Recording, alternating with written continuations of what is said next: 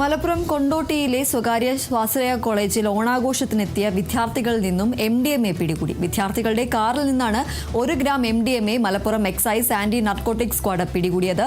കോളേജിന് സമീപം പാർക്ക് ചെയ്തിരുന്ന കാറിനടുത്തേക്ക് എക്സൈസ് വാഹനം എത്തുന്നത് കണ്ട് അതിലുണ്ടായിരുന്ന 3 രണ്ടാം വർഷ ബിരുദ വിദ്യാർത്ഥികൾ ഇറങ്ങി ഓടുകയായിരുന്നു. തുടർന്ന് നടത്തിയ പരിശോധനയിലാണ് കാറിൽ ഒളിപ്പിച്ച നിലയിൽ ലഹരിമരുന്ന് കണ്ടെത്തിയതും വാഹനം എക്സൈസ് കസ്റ്റഡിയിലെടുത്തതും. സംഭവത്തിൽ ഓടിപ്പോയ കണ്ടാലറിയാവുന്ന 3 വിദ്യാർത്ഥികളെ പ്രതി ചേർത്ത് എക്സൈസ് അന്വേഷണം ആരംഭിച്ചു.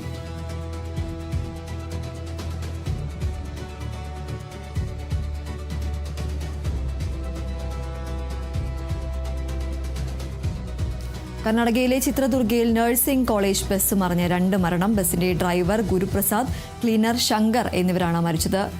തിരൂരിന് സമീപം പുലർച്ചെ 5:30ഓടെയാണ് അപകടമുണ്ടായത്. നിയന്ത്രണം വിട്ട ബസ് ദേശീയപാതയോരത്തെ കുഴിയിലേക്ക് മറിയുകയായിരുന്നു.